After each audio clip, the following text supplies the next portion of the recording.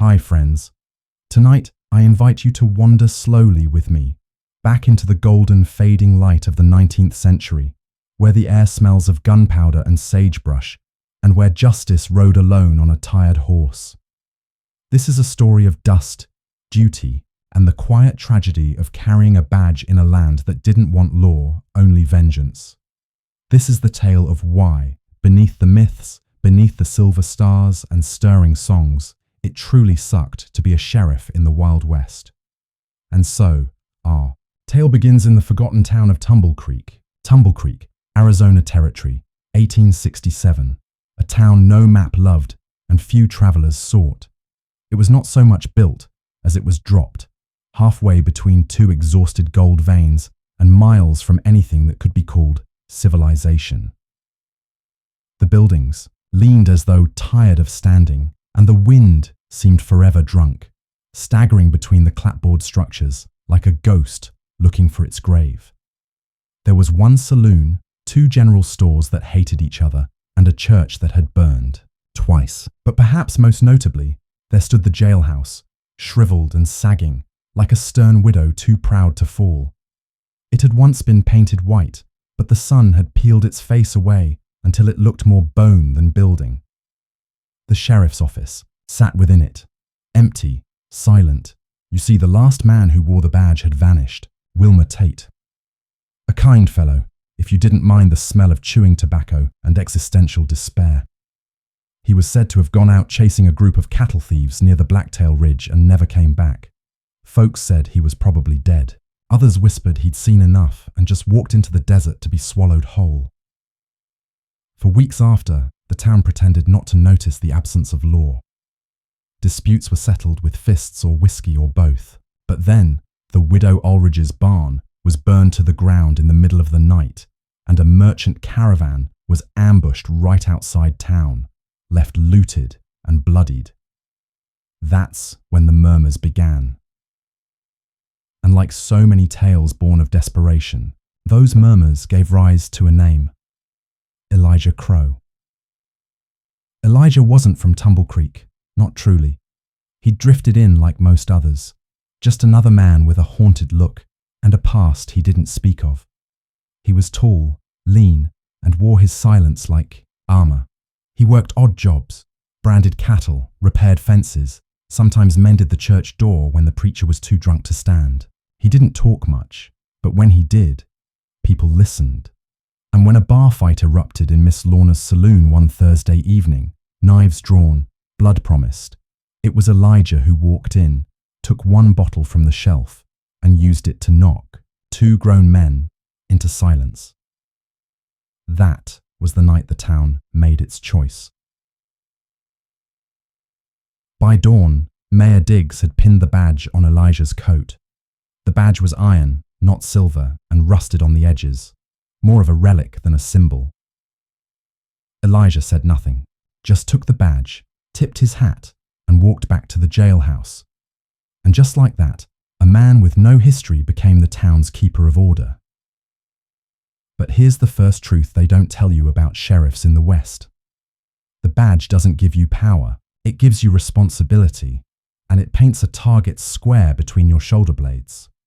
In that first week, Elijah was summoned to resolve a land boundary dispute that nearly turned fatal, break up a brawl over a poker game gone wrong, and chase off a drunk who was threatening to dynamite the town well because he believed it held a demon.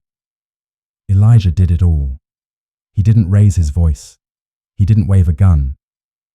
But each day, the lines around his eyes deepened, as though the desert sun wasn't just burning his skin, but reaching into his soul. He slept in the back of the jailhouse, on a straw mattress that smelled of mildew and regret. The walls were thin, and the wind howled through them like a beast too long caged. Some nights, Elijah would sit on the front steps, lantern in hand, watching the stars and listening for hoofbeats, because justice, he knew, often arrived with the sound of riders in the dark. And oh, how the dark came quickly out there. It was on the 12th night that a boy no older than 16 came tearing into town on a horse half dead with exhaustion. The boy's clothes were torn, his face smeared with ash. He said nothing at first, just collapsed outside the saloon. Elijah carried him to the jailhouse, gave him water, cleaned his wounds. When the boy finally spoke, his voice was hollow. "They came at sunset," he whispered, "burned our homestead, shot Pa, took everything, said they'd be heading west next." Elijah didn't ask who they were. He just checked his rifle, left the boy sleeping, and rode out before dawn. He returned alone the next night, with a gash on his leg and a silence heavier than stone. He never said what he saw out there, but his eyes were different, empty, yet still watching, as if he'd stared into the throat of something ancient and mean, and it had stared back. That night, he nailed the jailhouse door shut from the inside. No one asked why, and that was only week 2. So, friends, if you've ever believed that the sheriff was the hero of the Wild West, let this be your first lesson. He wasn't a hero. He was the wall the town hid behind, the one they hoped would hold when the world came crashing. They didn't love him. They didn't mourn him. He was a tool sharpened and left in the sun. Elijah Crow wore the badge, and from the moment he did, he knew it was going to suck. The mornings in Tumble Creek were never quiet in the comforting sense. They did not bring the gentle chirp of birds or the rustle of wheat fields touched by dew. Instead, they rose with the coarse whisper of sand brushing along the windowsills, the low groan of dry boards expanding in the heat, and the distant cough of a miner choking down last night's sins. Elijah Crow, now 2 weeks into wearing the badge, woke to such a morning with his revolver already in hand, not by choice, just by habit. He hadn't meant to sleep, but exhaustion did what no outlaw could. The cot creaked beneath him as he sat up, rubbing at the line of sweat across his brow. Outside, the jailhouse door creaked open, not from a person, but the wind. He had forgotten to latch it. Again. He stood slowly, his legs still aching from the wound he'd earned 2 days, before the details of which he kept locked away behind his eyes. He winced as he walked, pulled the badge from the peg where he now hung it at night, and pinned it over his chest like a scar. Another day, another gamble. That morning brought with it a man named Davy Heller. Davy was a rancher's son and a braggart, by nature the kind who always had a too loud story and too loose a trigger finger. He came pounding on the jailhouse door as the sun crept over the hills, his cheeks red, breath sour from drink and rage. "They took my cow, Elijah," Davy bellowed, "and I want 'em hanged." Elijah leaned in the doorway, silent. He studied Davy's hands, fidgeting, nervous, not the hands of someone robbed, the hands of someone caught in a lie. "Who's they?" Elijah asked. "Reed boys," Davy hissed. "Them twins, Levi and Lane. Saw 'em creeping around my property just last night." Elijah knew the Reed boys. Poor, yes. Thieves, not likely. They worked odd jobs, earned just enough to keep their ma fed and their clothes stitched. But suspicion was a currency in Tumble Creek, and it brought all kinds of wrath. Still, Elijah promised to investigate, and so he rode out that afternoon, under a sky that seemed too big for the world it covered. He found the Reed boys where he expected, hauling barrels behind the blacksmith shop. He didn't draw his gun. He didn't raise his voice. He just asked a few questions and waited. Levi looked him in the eye and said, "We didn't touch that man's cow, Sheriff, but he's been saying we would, hasn't he? Folks like us, always thieves in their stories." Lane nodded, his hands raw from labor. "If he's missing stock, maybe he sold it off to pay for whiskey and forgot." Elijah said nothing. He didn't need to. The truth was tangled, but he could feel which way the wind blew. Still, he needed to play the part. So, he made notes, pretended at procedures, and told the boys to keep out of sight until he sorted it out. But that night, Tumble Creek made up its mind before Elijah could. Davy Heller returned, this time with 3 friends, torches and rope. They were drunk, they were angry, and they weren't interested in justice. They were interested in spectacle. "Elijah," Davy said, standing outside the saloon, "we're taking the law into our hands. If you won't hang the Reed boys, we will." Elijah stepped into the street slowly. His hat shadowed his face. His hand hovered near his holster, not in threat, but in warning. "This town doesn't decide guilt by torchlight," he said quietly. "Go home." But the mob didn't scatter. They laughed. Davy spit on the ground. "You protecting them? Sheriff? Or maybe you just scared?" There it was, the accusation that burned hotter than any fire. Coward. That word cut deeper than a knife out west. A coward couldn't protect a town. A coward lost his badge. A coward was left behind. And so Elijah did what few would dare. He drew his gun. But he didn't point it at them. He turned it around and laid it gently on the dirt between them. He let the weight of it settle in the silence. "You want the badge?" he said, voice soft as smoke. "Take it, but if you put it on, you'll have to carry what comes with it. The guilt, the nights, the silence, the dead boys who didn't deserve to die." Davy blinked. The others stepped back. No one moved forward. Because the truth was, being the lawman wasn't about being the fastest draw. It was about being the last one left to look the devil in the eye. Eventually, the mob broke apart like smoke on the wind. Davy left. The fire in his belly didn't carry past Elijah's quiet resolve. Next morning, Elijah found a note nailed to the jailhouse door. "You ain't the man we need." He left it there, because deep down, he already knew it was true.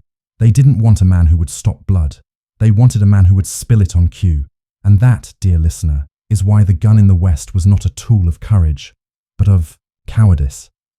The badge gave you the burden of knowing that sometimes doing the right thing meant standing alone, with no friends, no praise, and a whole town calling you a fool.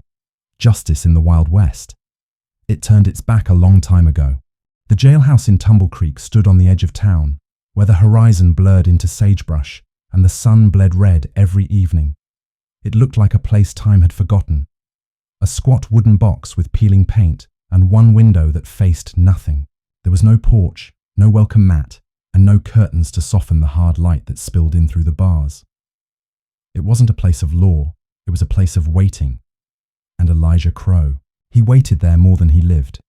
Each morning began with the same dull rhythm, unlocking the iron cell doors to let stale air out, sweeping dust that returned no matter how many times he brushed it away, and boiling coffee that tasted more of copper than bean.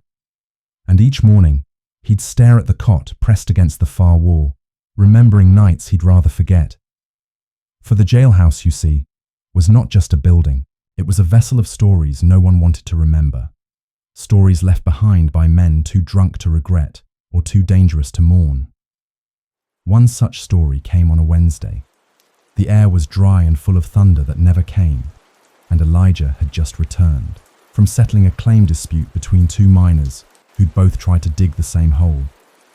He was tired, he was hungry, and he was not prepared for what stumbled into town. The man was bleeding from his shoulder, shirt torn and half burnt. He wasn't running, not exactly. He was staggering, like someone who'd been lost a long time and had only just remembered how to walk. His horse collapsed a mile outside town, they later learned, its hooves worn to the bone. Elijah met the man at the water trough outside the saloon. Without a word, he helped him up and guided him toward the jailhouse. The man didn't resist, didn't speak, just kept muttering the same phrase over and over. "They're coming! They're coming! God help me! They're coming!" That night, Elijah locked him in the back cell and watched through the bars as the man paced like a caged animal. He'd stop sometimes and press his ear to the wall, as if listening to something only he could hear. Then he'd smile and cry. It wasn't until after midnight that the story came spilling out. His name was Henry Barlow, a freight hauler from down near the San Pedro River. He'd been riding with two partners, moving crates of dynamite for the rail company. Somewhere near Devil's Backbone, they were ambushed.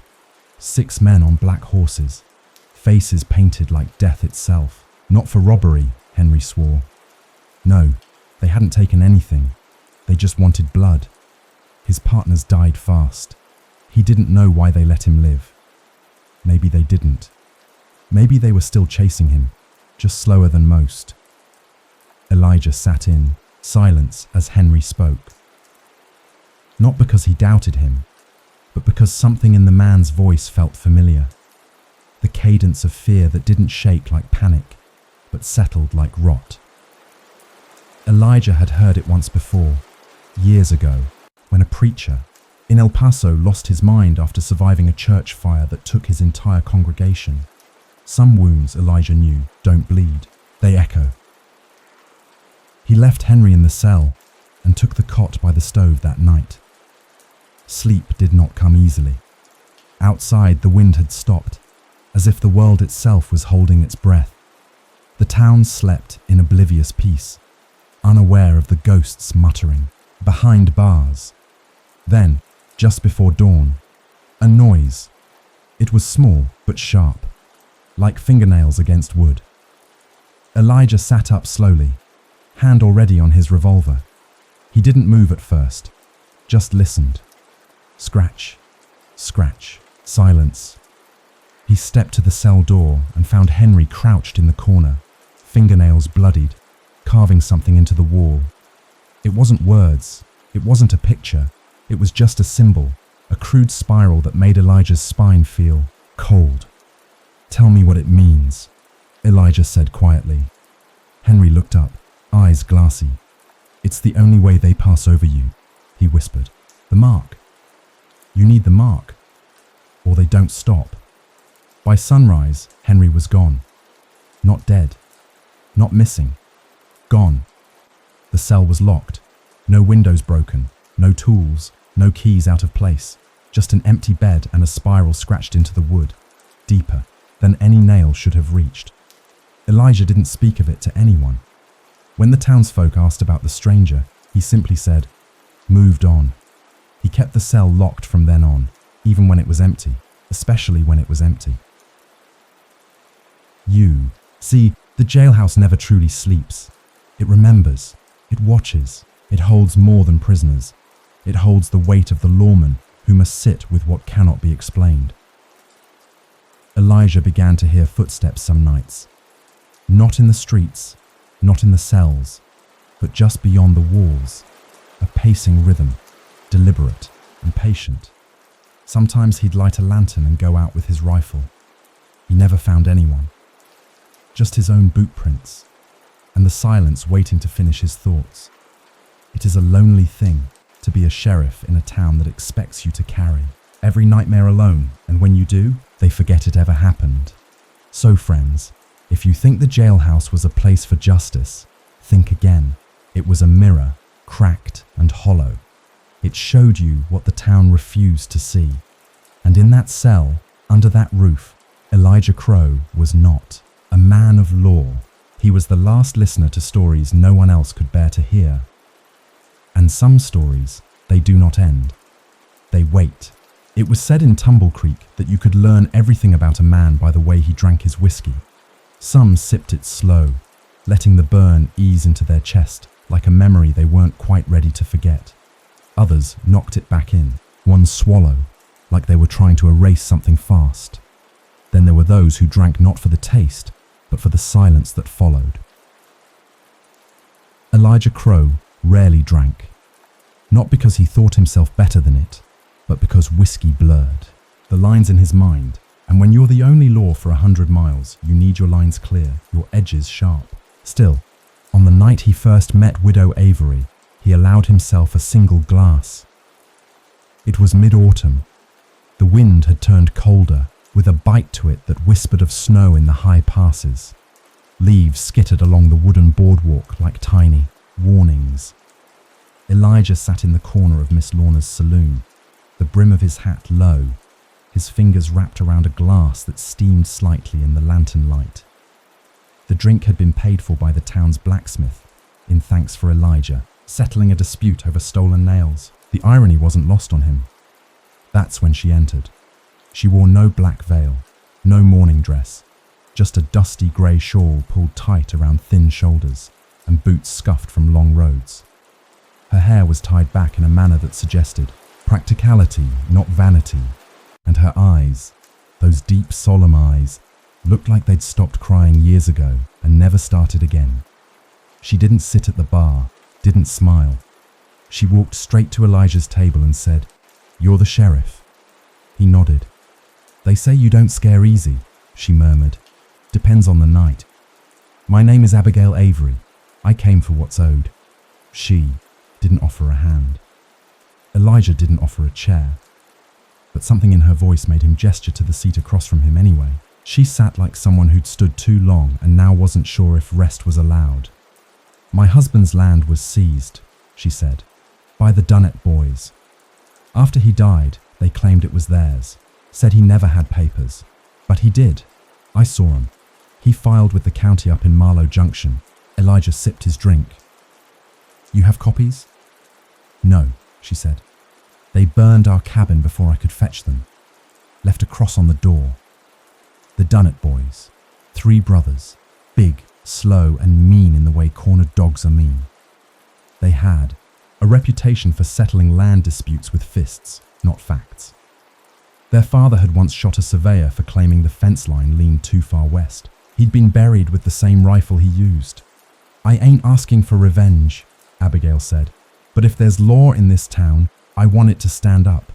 Elijah set his glass down. "Mom, the law's only got 2 legs and one of them still limps from a bullet I pulled out myself last week." Abigail didn't blink. "Then stand crooked. Just stand." The next morning, Elijah rode out to what remained of the Avery homestead. The cabin was ash and nails. The barn was empty. Only the chimney remained upright, blackened and scorched, like a sentinel who had failed his post but refused to fall. He found no paper, no witnesses, and no mercy. The Dunnetts lived 3 miles north, in a homestead that doubled as a fortress. When Elijah arrived, they greeted him with drawn rifles and mocking grins. "You here to cry for the widow?" one of them asked. "I'm here to ask a question," Elijah replied. "Did you take her land?" The oldest brother, Tom Dunnett, spat a wad of chewing tobacco near Elijah's boot. "She had no papers, and dead men don't hold deeds." "That may be," Elijah said, "but stealing from a widow carries its own price." Tom's grin widened. "You planning to collect, Sheriff?" Elijah didn't answer, just looked at them, all 3, with the calm weight of a man who'd already buried too many and didn't mind adding more if need be. He left without a fight, but as he rode back, something twisted in his gut. Not fear, but certainty. That night, the jailhouse door creaked open just before midnight. Elijah looked up from his desk, expecting another drunk. Instead, it was Abigail. "They came to my room," she said, voice tight, didn't speak, just stood there, watching through the window. 3 shadows, same height as the Dunnetts. Elijah stood slowly, reaching for his rifle. "You staying somewhere safe?" "I was," she replied. "Not anymore." So he gave her the cot in the jailhouse, offered her the comfort of 4 walls and a lock that still held firm. He took the chair by the door. Neither of them slept. In the early hours, the wind shifted. It brought with it a sound that made Elijah's skin crawl. Not because it was loud, but because it was familiar. The creak of saddle leather. Slow, deliberate, and circling. He didn't move, just sat there, eyes on the door. But then, without warning, a voice cut through the silence. She cursed us. It came from outside. Low, hoarse. She said we'd burn like her husband. Another voice, sharper, said we'd choke on smoke and shame. Elijah stood and stepped out, rifle raised. But the street was empty. No hoofprints, no lanterns, just wind and dust. The next morning, the Dunnett brothers were found dead in their home. Doors locked from the inside, no wounds, no fire. Just 3 bodies slumped in chairs, eyes wide with terror, mouths still parted as if trying to scream. Elijah never filed a report. He simply rode out to the Avery land, planted a wooden marker in the ash, and handed the deed to Abigail. She never returned to town. Some say she left. Some say she stayed, building a cabin in the hills where no road led. But every so often, when the wind turns cold and the jailhouse floor creaks without cause, Elijah remembers that night, the voices, the shadows, the smell of charred earth, and he pours himself one glass of whiskey. Just one. To remember that in the Wild West, the law wasn't always the only power at play. Tumble Creek had no official gallows. Not really. What it had was the widow elm, a crooked old tree that leaned over the northern edge of town like a weary sentinel. Its thick limb jutted out low and horizontal, as if offering its service to justice or to cruelty, depending on who tied the rope. The town used it 4 times before Elijah arrived. Each hanging had been swift, solemn, and, at least in the eyes of the townsfolk, deserved. No judge ever stood beneath that tree, no jury deliberated. Only a rope, a barrel, and a quiet crowd too afraid to speak. But gallows don't forget, and neither do those who stand beneath them. It was late November when the rope returned to the widow elm. Elijah Crow was 3 months into the badge now. His hair had grown longer, face thinner, and his sleep shorter. The jailhouse logs told of minor crimes, public drunkenness, unpaid debts, 2 traveling gamblers trying to con a rancher's daughter. But one case stood apart, the one that nearly split the town in 2. It began with a body, always does. Early one morning, just as frost still clung to the windows, a boy no older than 10 came shouting up the main street. His dog had found something behind the cooper's shop, something cold, heavy, and not meant for children's eyes.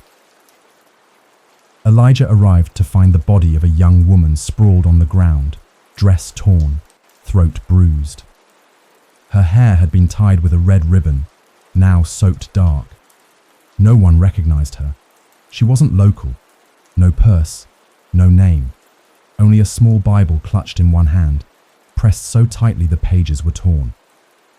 Elijah searched for hours, asking after travelers, peddlers, strangers. By sunset, he'd turned up nothing. But the town, it had already decided. There was a man named Horace Bell, a trapper, half Métis, half fable, lived alone in a shack by the creek, came into town once a month for salt, whiskey and bullets. He talked slow, laughed too loud, and scared children without trying. That was all they needed. He was in town yesterday, said the cooper. Bought matches, might have seen the girl. I heard him talk to her, someone else claimed. Asked if she was staying the night. Fella gives me the creeps, said Miss Lorna, voice hushed. Always has. By sundown, a mob had gathered. They weren't angry, not yet. They were afraid, and fear in the West was just violence, waiting for permission. Elijah, Mayor, Diggs said, wringing his hands. You gotta do something. I intend to, Elijah replied, but I'll do it with facts, not guesses. He rode to Horace's cabin that night, found the man skinning a rabbit, humming something wordless. Horace didn't run, didn't hide. He listened as Elijah spoke, then nodded slowly. I didn't hurt no girl, he said. Saw her, sure. Gave her jerky and warned her not to stay the night near town. Said there were men in this valley worse than wolves. Elijah studied him. There were no scratches on his hands, no bruises on his neck. His clothes smelled of pine and blood, yes, but rabbit blood, not human. Still, Elijah brought him in, not as a killer, but as a suspect, and that, dear friends, was enough. By morning, someone had tied a rope to the widow elm. The crowd returned, this time with fury in their eyes and righteousness in their mouths. We can't risk it, said the barber. She was someone's daughter, said a shopkeeper. Elijah's gone soft, someone muttered, always trying to be fair. The sheriff stood on the jailhouse steps, rifle in hand, watching as justice turned into vengeance. Horace sat inside, calm, humming that same strange tune. Elijah tried to explain. There was no proof, no witness, no motive. But the town was deaf to truth. They needed closure, and closure in a town like Tumble Creek often came with a noose. "Give him to us," the mayor finally said. "Let the town decide." Elijah's grip tightened on the rifle. "If the law becomes a vote, then no one's safe. Not you, not me. You swore to protect us. I swore to protect the truth." That night, someone threw a rock through the jailhouse window. Then another, then bottles. Elijah put out the fires with his coat and stood guard till dawn, eyes stinging from smoke and betrayal. By morning the mob had gone. The rope still swung from the widow elm, empty, waiting. Inside the cell, Horace sat silent. "Why didn't you fight?" Elijah asked. Horace shrugged. "You were fighting for me. I figured one of us should stay calm." "You trust me that much?" "No. I just got tired of running." Elijah didn't smile. He couldn't. The next week, a rider came from the east. A preacher, worn from travel, stopped to rest in Tumble Creek. When he heard about the murdered girl, his face turned pale. "I knew her," he said. "Her name was Annabelle. She left our mission weeks ago, wanted to find her brother, said he was heading west." "Did she mention anyone following her?" Elijah asked. The preacher hesitated. "A man, yes, pale eyes, limped. Said he was a friend." Elijah froze. That description matched a bounty hunter who had passed through just days before the girl was found. A man Elijah had spoken to briefly. He hadn't stayed long, claimed he was chasing a debtor. The trapper was innocent. But the town never heard that part. Horace left the next day without thanks, without anger, just vanished into the woods like smoke through trees. Elijah watched the widow elm sway in the breeze and wondered how many more promises would be broken beneath its boughs. Because the truth? The rope never judged, but people did. And the law was always outnumbered. Winter in Tumble Creek didn't arrive gently. It came with the suddenness of a slammed door, stealing the breath from lungs and the color from the hills. The desert, so proud and golden in the heat of summer, curled inward beneath a blanket of brittle frost. Dust gave way to slush, the wind sharpened, and even the wolves grew quiet. It was in that silence that Elijah Crow began to understand just how lonely a badge could be when snow began to fall. Most townsfolk bunkered down come December. They stockpiled flour, chopped wood till their hands blistered, and prayed their roofs would hold under the weight of ice. Roads vanished beneath drifts, and mail stopped arriving. For weeks at a time, Tumble Creek might as well have been a forgotten dot in God's margin notes, and at the heart of it stood the sheriff's jailhouse, barely warm, always creaking. Elijah added logs to the fire every hour. He kept his gloves, on indoors, wore his coat while he slept, and drank more coffee than was proper for a man who needed his nerves. But sleep came less often now. Because in winter, crimes didn't stop. They changed. There was no more cattle rustling, no cattle left to rustle, no more bar fights, no whiskey to spare. But cabin fever was its own kind of madness. People saw things in the dark, in the snow, in the eyes of their neighbors, and when suspicion found no enemy, it made one. One such night, just after the first, big freeze. A knock came at the jailhouse door. Elijah rose, coat still clinging to his back from a half nap by the stove, and opened it to find Martha Elbridge standing outside in the snow. Martha was old and brittle, wrapped in 5 scarves, and a shawl that seemed older than the town itself. Her eyes were red with either cold or grief, or both. "It's my son, Sheriff," she whispered. "He's not right." Elijah stepped aside, offered the heat of the stove and a tin cup of whatever warmth remained. Martha didn't sit. She stared into the fire like it owed her answers. "He's been talking to the walls," she said. "Digging at night. Says something's under the house. Says Pa brought it back from the war and buried it there." Her son, Wesley Elbridge, was a boy Elijah had known since his first week. Shy, polite, no history of violence. But winter did. Strange things to a mind left alone too long. "I tried to get help," Martha said. voice shaking. Tried to calm him, but tonight he locked me out, told me I wasn't his mother. Elijah set down the cup. The last time he'd seen Wesley was 2 weeks prior, carrying a sack of kindling and smiling like a boy who'd never known hardship. Now there was talk of ghosts in his walls. The Elbridge home sat just outside town, on a knoll where the snow drifted deep and the wind cut hardest. Elijah rode slow, his lantern held high, revolver strapped beneath his coat. The house was dark. The door stood ajar. Inside, the cold had settled like a guest. Frost lined the windows, the table, even the blankets still folded on the bed. There were no candles lit, no fire, only Wesley, crouched in the center of the floor, his hands covered in dirt, his fingernails torn. He didn't look up. Elijah stepped quietly. "Wes," they told me, the boy whispered. "Told me it wasn't done, that it's still hungry." "Who told you?" The voices, from beneath. Elijah knelt beside him slowly. The floorboards had been pried open with a crowbar. Beneath them, a shallow hole had been dug through the frozen dirt. Nothing was in it, just mud, frost, and silence. Wesley reached toward the hole again. "I can't sleep," he said. "If I sleep, it comes closer." Elijah caught his wrist gently. "You're not alone." But the boy flinched like he'd been burned. "That's the problem," he hissed. "I'm never alone." Back at the jailhouse, Elijah gave Wesley a cot and locked the cell, not for punishment, but for protection. Martha slept in the corner by the stove, murmuring prayers. All night, Wesley hummed to himself.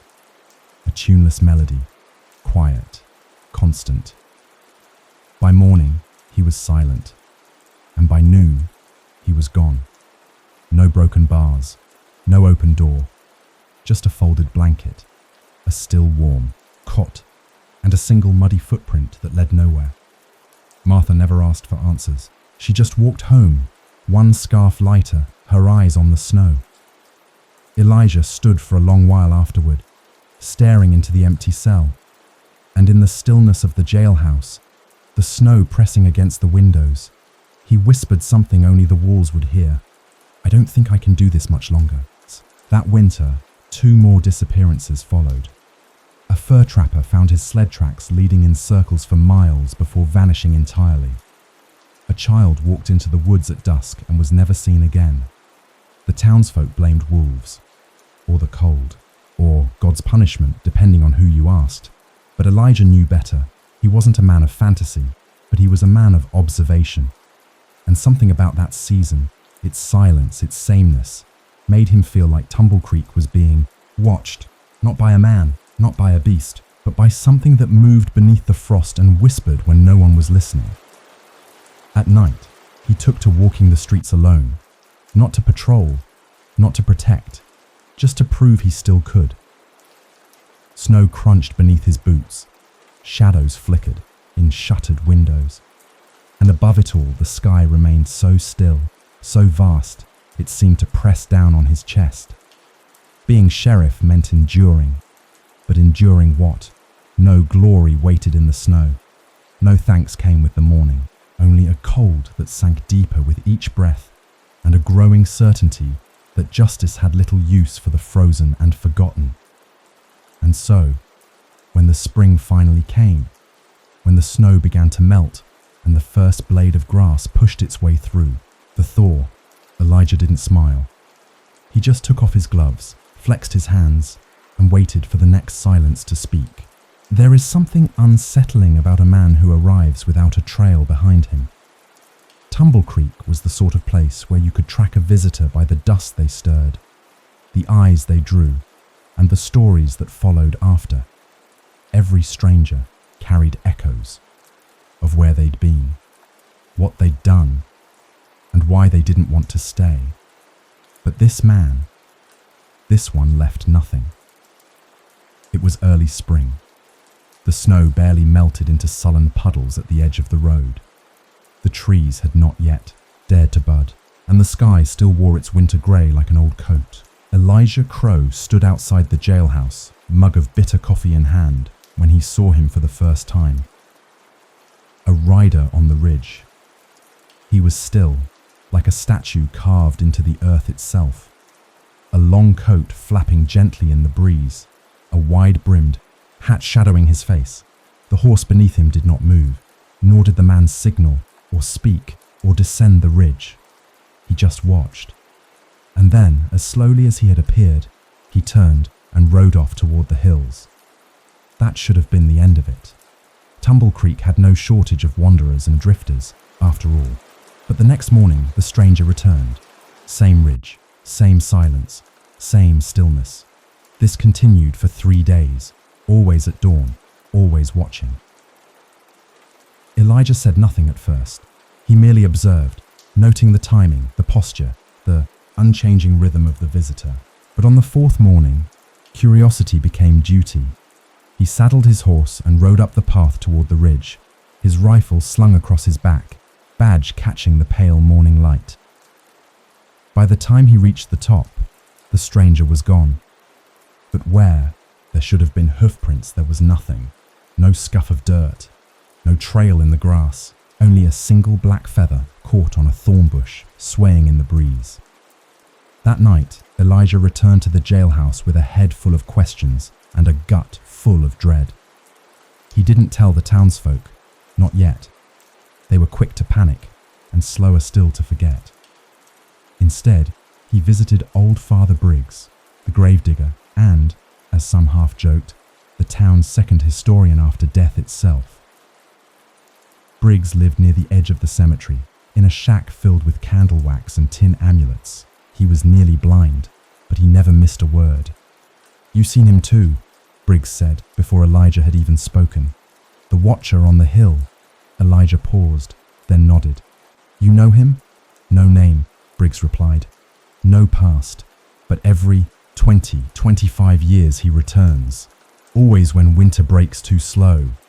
Always after something's been taken from the land that shouldn't have been touched." Elijah frowned. "What do you mean?" Briggs sat forward, gnarled fingers curling around a chipped mug of tea. "There was a time," he whispered, "before the mines, before the ranches, when the land here wasn't meant to hold men. The ridge you speak of? That was a place of crossing. For spirits, for old things." Elijah felt a chill that had nothing to do with weather. Folks forget. They build fences over graves, dig wells through stories, and every so often, something stirs. "Do you believe that?" Elijah asked softly. Briggs laughed, a dry, broken sound. "I bury people who die from bullets and guilt, but I've also buried 3 men who died with no wound, no illness, and their eyes wide open." On the 5th morning, the stranger did not return to the ridge. Instead, he came into town. He rode slow, his horse silent on the dirt as if it walked on air. He wore black from head to toe, with silver conchos glinting at his belt. No gun, no saddlebag. Just a presence so heavy it quieted the birds and made the wind hesitate. He stopped in front of the saloon, got off his horse, and walked inside. Elijah watched from across the street. He waited 5 minutes, then 10. When he entered the saloon, he found the stranger seated alone at a table in the back. No drink, no food, just a gloved hand resting on the wood, fingers tapping a slow, rhythmic beat. Elijah approached. "You've been watching this town?" "I've been waiting," the stranger replied, voice low and steady, "for the debt to call itself forward." Elijah's hand drifted near his holster. "What kind of debt?" "Not yours," the man said. "Not yet." There was silence then, thick and stretching. "I've seen men like you," Elijah murmured. "Preachers, con men, riders from nowhere. What are you?" The stranger smiled faintly. "An answer," he said, "to a question this land asked long ago." He stood, walked past Elijah without a glance, and left. When Elijah followed, the man was gone. So was the horse, and in the dirt outside the saloon, there were no footprints, only a single black feather drifting gently in the breeze. For the next week, no crime touched Tumble Creek. No bar fights, no theft, no arguments. It was as if the stranger had taken the air with him. But peace can be louder than war when you don't trust its source. Elijah couldn't shake the feeling that something had been set into motion, something he couldn't stop, couldn't explain, and couldn't name. He kept the feather in his desk drawer beside his badge. Some nights, he swore it moved. He would find it beside his cot, on the jailhouse windowsill, once beneath his pillow. And so, friends, if you think the hardest part of being a sheriff is the gunfights or the outlaws, think again. Sometimes it's the waiting for something you can't see, for justice that wears no face, for a visitor from nowhere who may never leave. Tumble Creek had known many hungers in its time, hungers of the body, of the mind, of the soul, but none were so cruel, so slow and merciless as thirst. The year the wells ran dry began with little warning. Spring rains came, but they came wrong, too early, too scattered. The ground drank them in like a man dying of thirst, and by summer the creek had thinned to a trickle that barely sang. The cattle grew thin, crops yellowed beneath a sky that never blinked, and then the wells, one by one. They turned shallow. Buckets hit nothing but dust. Even the hand-pumped iron well at the centre of town, a gift from the rail company years ago, began to wheeze and spit rust. There is no panic quite like the panic of thirst. Fear of fire can be outrun. Fear of bullets can be dodged. But thirst strips a man slowly, peeling away civility until all that's left is bone and instinct. And in those dry days, Elijah Crow saw just how little law remained when the water left. The first fights were quiet. 2 boys scrapping over a half-barrel left behind a saloon. Then an old man caught siphoning from the schoolhouse cistern.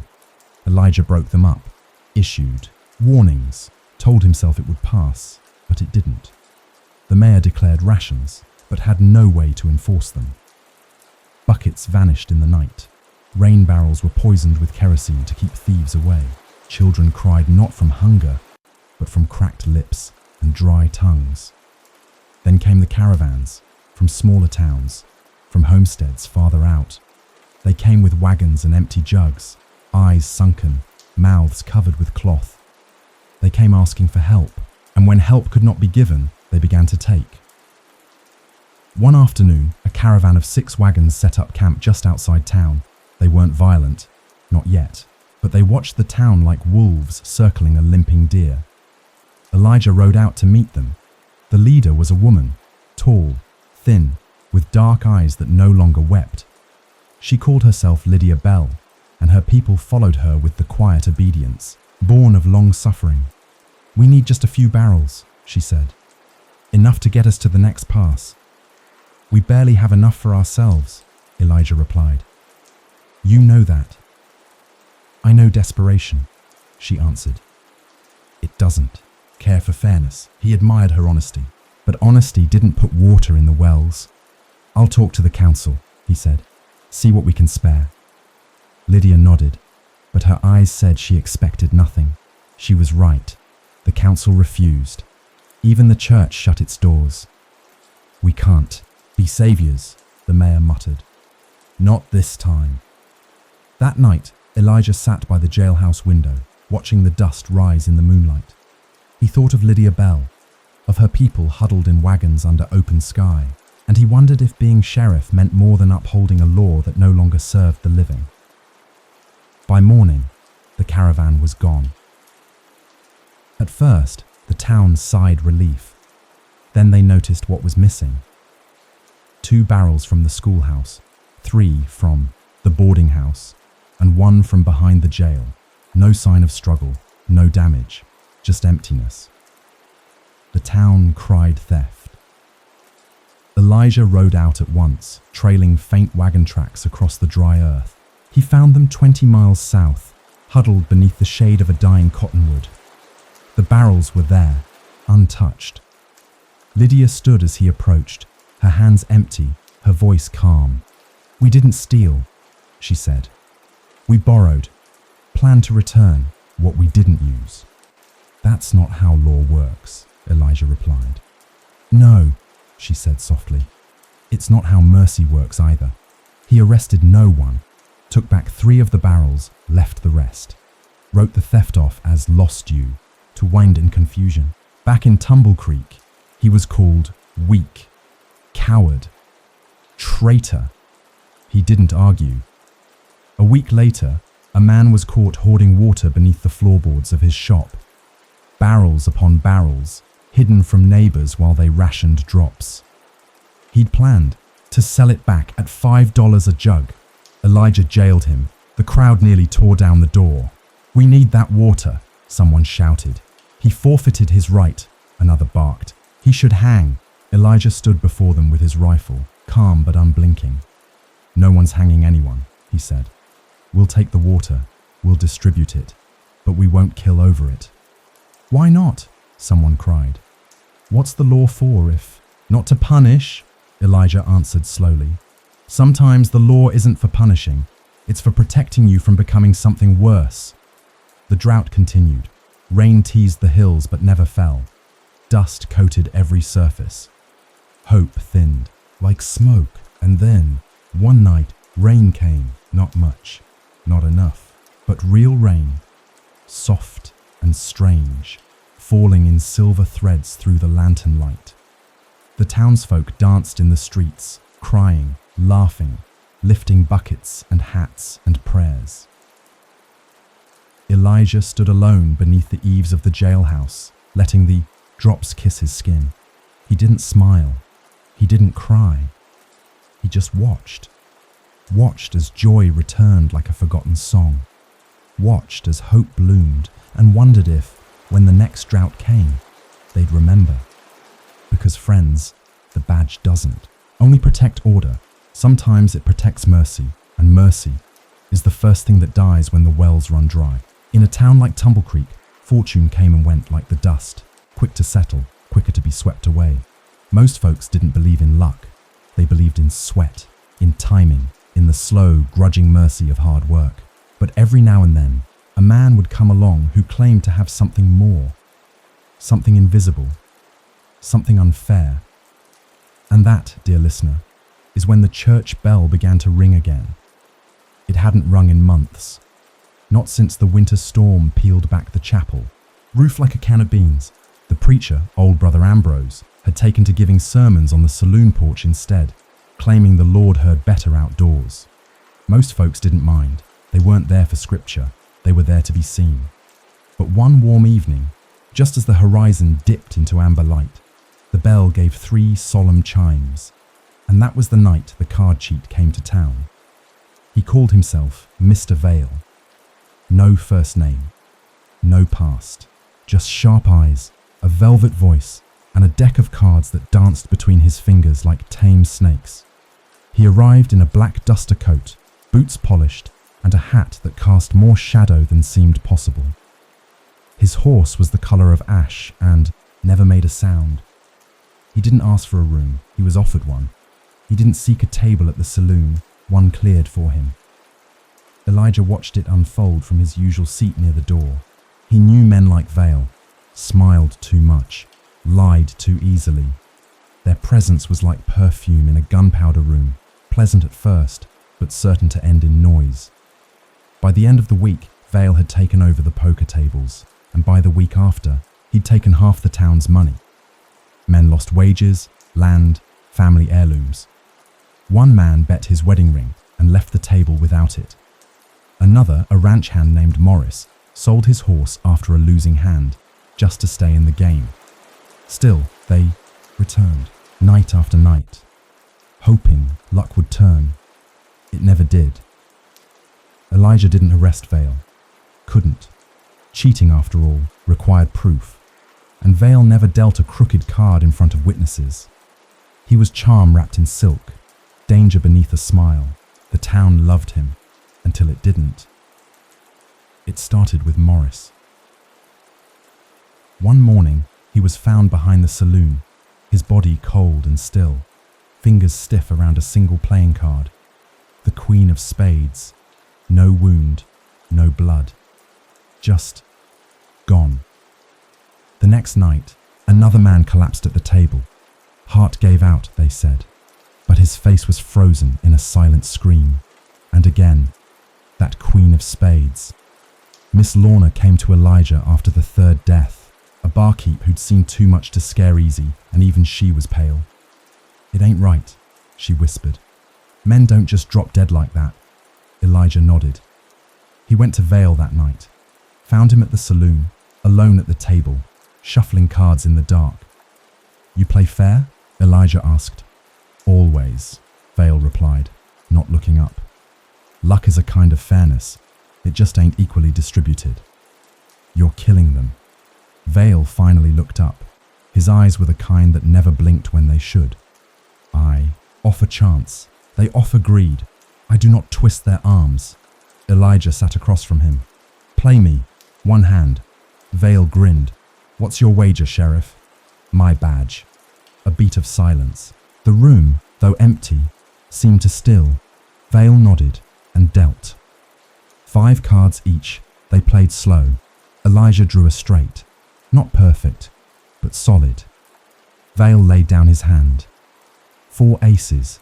He reached across the table, but not for the badge, for Elijah's hand. "Lucky man," he murmured, "but luck always runs dry." Elijah didn't flinch. He rose, tipped his hat. "You've got till dawn," he said. "Then I come back, with the town behind me."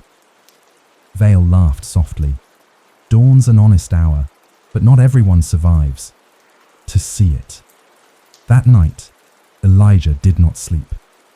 He walked the jailhouse floor, listening to the wind, to the silence, to the bell. Yes, the church bell rang again. Once, twice, thrice, low aching chimes in the dark. At sunrise, Elijah returned to the saloon. Vale was gone, the cards scattered, the seat empty. But on the table lay the Queen of Spades, and behind the bar, a note. "Your sheriff plays a slow game, but he plays true. I'll be back. Next season's turn, when men forget what they lost." Tumble Creek moved on. It always did. The saloon filled again. The laughter returned, but poker was played with smaller stakes. And the Queen of Spades? Elijah kept it in his coat pocket, a reminder that justice, like luck, may deal you a hand. But it's up to you whether you fold or fight. So, friends, if you think the sheriff's hardest job was fighting outlaws or chasing riders, know this. Sometimes it was sitting across from a man who had already taken the town's soul and asking for it back, one card at a time. There are nights in the desert that feel like they were carved from a different world. Nights when the stars seem too bright and the silence presses too close. But no night hung heavier over Tumble Creek than the rise of the butcher's moon. That's what the old folks called it, though no one could agree why. Some said it was the red colour like raw meat left in the sun. Others whispered of older things, tales brought west by travellers from dying towns where every 13th full moon called for blood. Whatever the cause, whenever the moon turned, crimson and the air took on the stillness of a held breath, the town braced itself, and so did Elijah Crow. It was early autumn. The air carried a dry chill, and the wind had gone quiet for days. No rustling leaves, no howling coyotes, just stillness, the kind of quiet that settles before a scream. Elijah had woken that morning with a pain in his jaw. Not sickness, not injury, just a dull ache, like the body's way of warning that something was wrong before the soul caught up. He sat on the edge of his cot in the jailhouse, watching the thin line of sunlight creep across the floorboards. By mid-afternoon, the sky was already burning orange, and the moon, though not yet risen, had begun to stain the horizon with its omen. He poured himself a glass of black coffee, no sugar, and stood on the jailhouse steps, watching as the townsfolk shut their windows early, drew curtains tight, and crossed themselves in doorways. There was no festival for the butcher's moon, no gatherings, no prayers shared aloud, just the quiet scattering of souls hoping to survive whatever came next. It was just before dusk when the rider came. His name was never known, nor was his face truly seen. He arrived wearing a broad, dust-coloured cloak and a brimmed hat that shadowed his features in every light. His horse was grey and bore no brand. He carried no rifle, only a long curved blade strapped across his back and a small wooden box tied to his saddle horn. He didn't ask for water, didn't ask for rest. He dismounted outside the general store, tethered his horse without a word, and walked slowly through town, his boots silent on the dust. Elijah watched from the shadows of the jailhouse, heart tightening.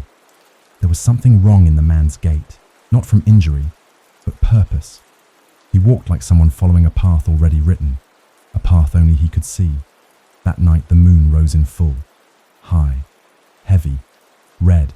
It cast Tumble Creek in a light like dried blood. The lanterns glowed orange, the shadows deepened, and somewhere out beyond the hills, a coyote let out a single strangled cry and was silent. Elijah didn't sleep. He didn't even sit. He stood at the front door of the jailhouse, rifle in hand, and waited. At midnight, a scream shattered the air. It came from the boarding house. Elijah ran. Inside, he found a woman, Miss Tansy, the seamstress, curled on the floor, eyes wide with horror. Her roommate, Greta, lay beside the bed, neck slashed, eyes open. No struggle, just gone. A red stone had been placed in her mouth. Small, smooth, round, like a seed.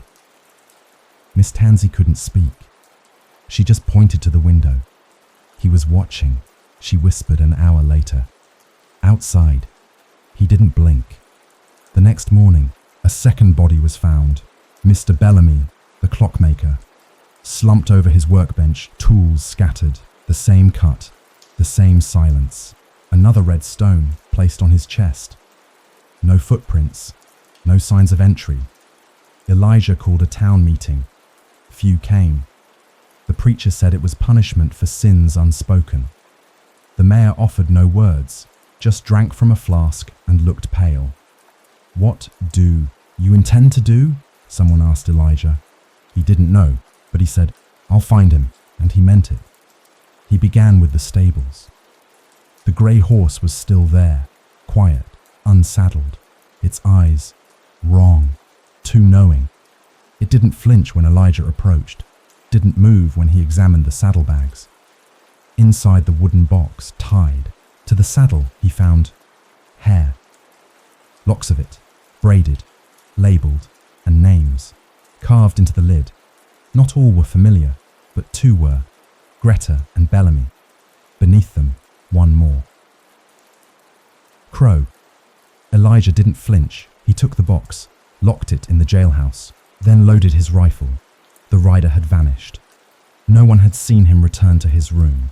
His door, at the saloon, stood open, curtains swaying through no wind passed.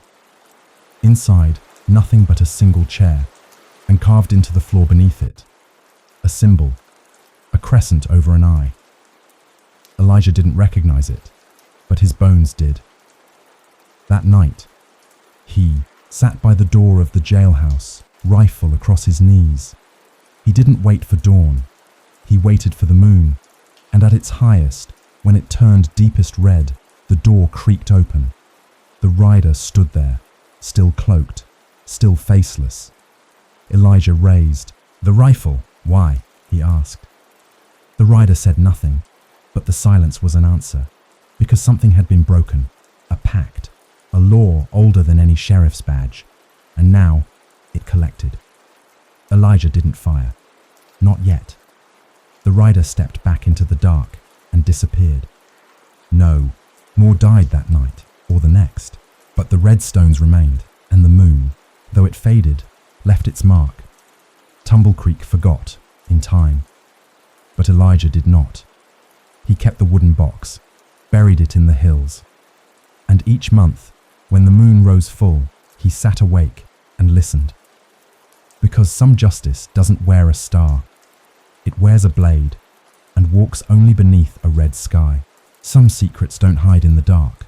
They sit in plain sight, quiet, patient, biding their time between the lines of ledgers, beneath the folds of curtains. in the breath between words. And in Tumble Creek, few knew more of those kinds of secrets than widow Calla Mercer. Her husband, Silas Mercer, had been the town's bookkeeper, banker, and, depending on whom you asked, something between a saint and a snake. He died in the summer of 1869, slumped over his desk, clutching his chest. "No foul play," said the doctor. "Just a bad heart and a worse diet." He was buried with modest ceremony and buried deeper still in town gossip. Some whispered he had hidden gold from the Union Army. Others said he kept a ledger of sins. Names, dates, debts unpaid not in coin but in blood. But Calla, she said nothing. She wore her black veil for a full year, kept to herself, and locked the door to her husband's office. Until the night the fire came. It was a dry evening, brittle as old parchment. Elijah Crow was patrolling the north end of town when the first flicker lit the sky. Orange, fast, unnatural. By the time he reached the Mercer's home, the flames had already gutted the roof. Smoke rolled out like ink from a shattered bottle, and the townsfolk stood at a distance, too stunned, or perhaps too superstitious to help. But Calla Mercer stood calmly outside, arms folded, her eyes reflecting the fire as though it had been expected. She did not cry, she did not move. Only when Elijah stepped beside her did she speak. "It's time," she said. When the fire died down, only the front parlour remained, blackened, smouldering, but intact, and beneath the hearth, hidden beneath a floorboard that had somehow escaped the worst of the blaze, Elijah found it. A ledger, old, bound in worn leather. The ink faded, but legible. It wasn't the usual account book. This one held names, dozens. Some with dates beside them, some with numbers, some simply with marks, X's, triangles, unfamiliar glyphs drawn in crimson. But what made Elijah's hand tremble was the fact that more than half of the names were crossed out, and many of those names belonged to men and women who died in strange ways over the past few years. Sudden illness, accident, disappearance. At the very bottom, in fresh ink, a single line. Crow, pending. Elijah sat at his desk that night, the ledger open beneath lamplight, the air thick with the smell of char and ash. He turned page after page, piecing together a map not of numbers, but of guilt. He remembered Mr. Dalton, the preacher who fell from the chapel roof. He'd been on the list, and Miss Abby, who vanished one winter night. Her name was there too. The patterns were not clean, not orderly, but they pulsed beneath the ink like something living. The next morning, he returned to Calla's burned-out home. She was waiting. "You knew I'd come," he said. She nodded once. "You want to explain this?" She gestured to a chair, poured him coffee as if nothing were out of place. Then she told her story. Silas Mercer, it turned out, had been more than a banker. He had been a ledger keeper for a group that called itself the Aegis Circle. An old order passed through whispers and sealed letters. Their purpose, at least as they told it, was balance. They watched for imbalance in towns like Tumble Creek, places on the edge, places where law and lawlessness danced too close, and when someone tipped the scales too far, hoarding power, hiding truth, harming without consequence, they marked them. Not for vengeance, Calla said softly. For correction. Elijah leaned forward. You mean murder? She didn't. Deny it. Not all were killed. Some were warned, others faded on their own. But Silas kept record, and when he died, I inherited the burden. Why not destroy it? Calla looked toward the burnt ruins. I tried. Elijah returned to the jailhouse with the ledger in a satchel slung over his shoulder. He didn't speak of it to the mayor, not to the preacher, not to anyone. Instead, he placed it on the jailhouse shelf, behind old tax notices and half-empty ink bottles. And every few nights, when the town grew too quiet or too loud, he opened it, cross-checked names, watched, waited. Week after the fire, a drifter was found dead behind the saloon. No signs of violence, no wounds, but clutched in his hand was a torn piece of paper. On it, a name, Judge Tiller. Elijah visited Judge Tiller the next day, but the man had already fled town in the middle of the night. No one knew why. Elijah did. The ledger did not speak, but it guided, and the sheriff, bound to uphold justice, found himself staring at its pages more often than he stared at his own badge. So, friends, if you think being sheriff was just about catching criminals or keeping peace, know this. Sometimes it meant holding a book that whispered of buried sins and wondering how long until your own name was crossed out in ink or in blood. In Tumble Creek, time was measured not just in sunrises or the rattle of stagecoaches, but in sound. And above all other sounds, there was the bell. It hung in the chapel's crooked tower, its iron frame warped by years of desert wind and many dry summers. But it still rang, loud, solemn and hollow as a lost promise. They rang it for births, for deaths, for the day the war ended, and once, when the rains finally returned after a summer so dry, the well turned to dust. But the bell had a keeper, Josiah Clemens. Known by all simply as the bell maker, Josiah had forged the chapel bell himself decades ago. He arrived from Pennsylvania with a furnace strapped to a wagon and a 6-year-old boy named Ezra by his side. A widower and a wanderer, Josiah claimed, God sent him west to cast something worth remembering. And so he did. But Josiah was long, buried by the time Sheriff Elijah Crow took his place in Tumble Creek. The bell maker passed in his sleep one April morning, and most folks said he was lucky for it. The land had grown meaner, and men along with it. Ezra, just a boy when the bell was born, had grown into a wiry young man with soot on his fingers and silence in his mouth. He lived alone after his father's passing. Not quite an orphan, not yet a man. He worked quietly, sweeping the saloon floors in the mornings and helping the preacher mend shingles by afternoon. And every Sunday, like ritual, he'd climb the ladder to the chapel tower and ring that bell. 3 slow tolls.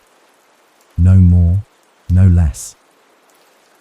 Sheriff Crow took notice of Ezra during his first month on the job. There was something about the boy's gait, the way he moved, measured, deliberate, like someone walking across cracked glass. He spoke rarely, but when he did, it was with a softness that lingered. They say the bell carries farther when you're sad, Ezra once told him, like it wants someone to hear you. Elijah didn't know how to answer that, so he didn't. He just nodded.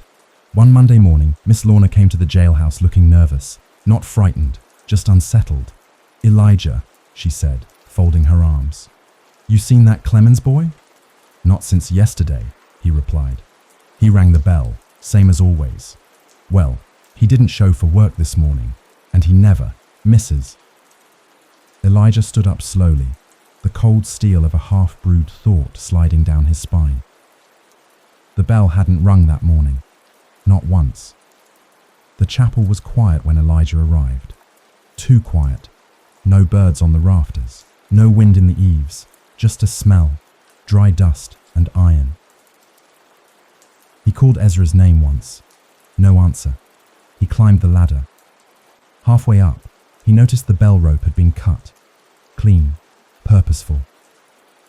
At the top, in the dusty loft above the bell, Elijah found the boy's coat folded neatly, his boots side by side, and beside them, a small book bound in rough cloth. Inside were sketches, bells, gears, mechanisms, and tucked into the last page, a note written in a careful, aching hand. "If you ring it loud enough, maybe the dead can hear you back." No body, no signs of a struggle, just silence and the faint taste of morning in the air. Elijah searched for days, checked the river, the ravine, rode out to every old shack Ezra had ever touched. Nothing. The town whispered. Maybe he ran off. Maybe, He joined the rail gangs. Maybe he's with his father now. Elijah said nothing, just stared at the chapel tower each morning and listened to the silence where the bell should have been. Then, 1 week later, a stranger came into town.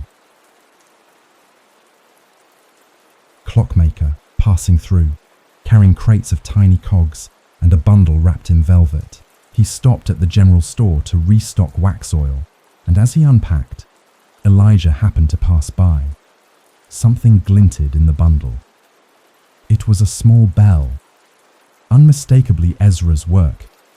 Elijah recognized the hand-etched design, the thin curve of the lip, the swirl engraved on its base, and on the inside rim, barely visible, a name, Josiah. Elijah asked the man where he got it. The clockmaker said he'd bought it from a boy near the canyon crossing a week prior, paid $2 silver and a handful of peppermint candies. Said the boy never gave his name, only asked that the bell end up somewhere it would be heard. That night, Elijah didn't return to the jailhouse. He climbed the chapel tower, the velvet bell in hand. The ladder groaned, the wind howled like it had a memory.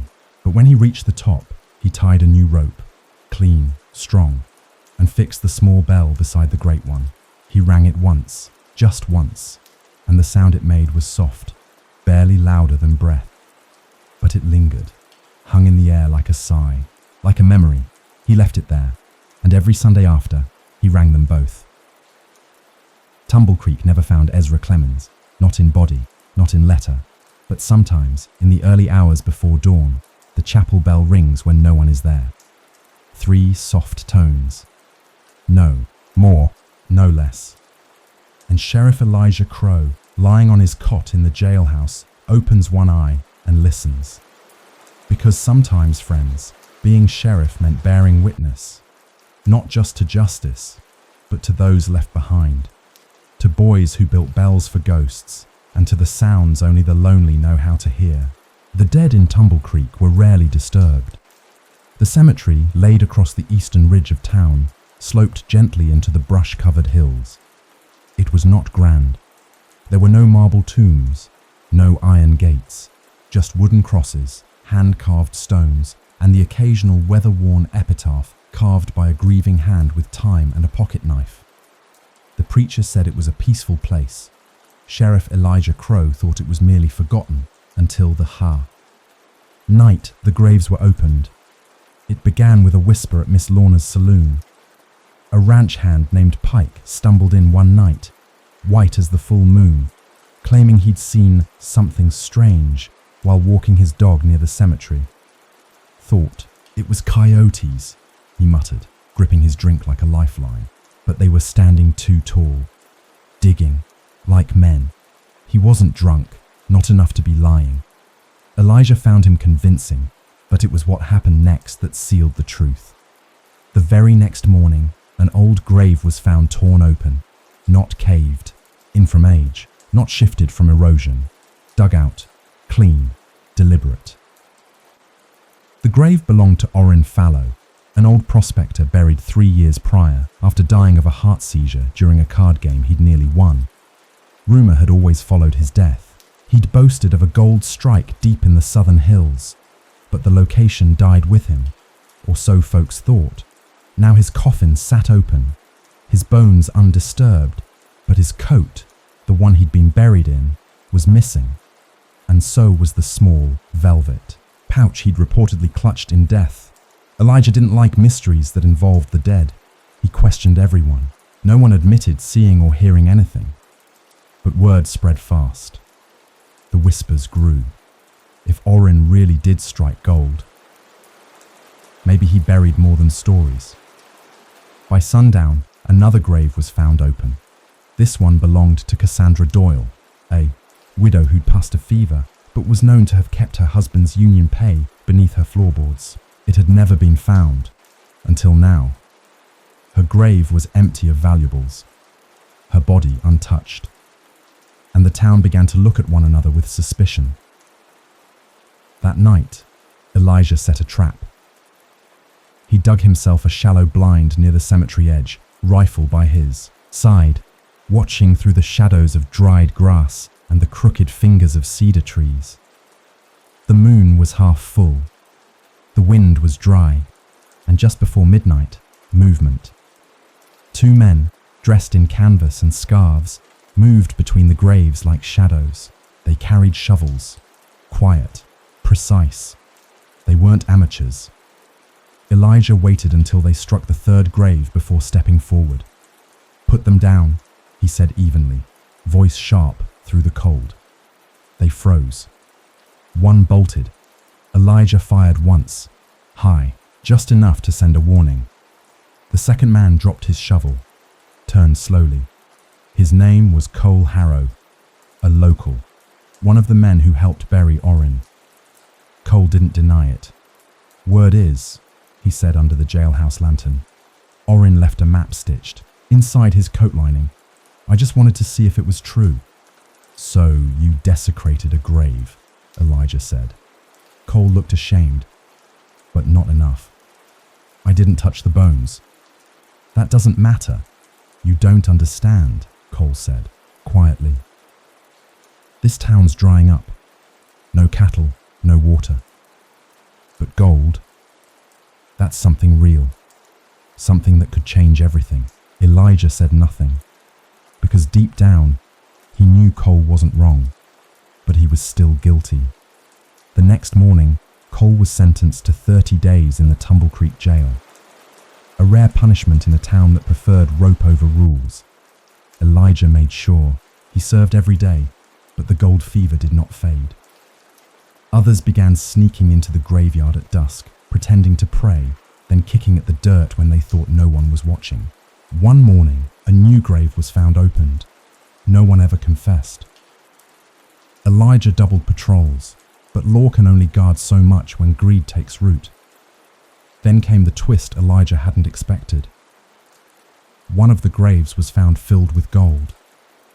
Real gold.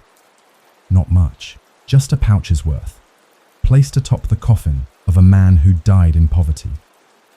Elijah examined it himself.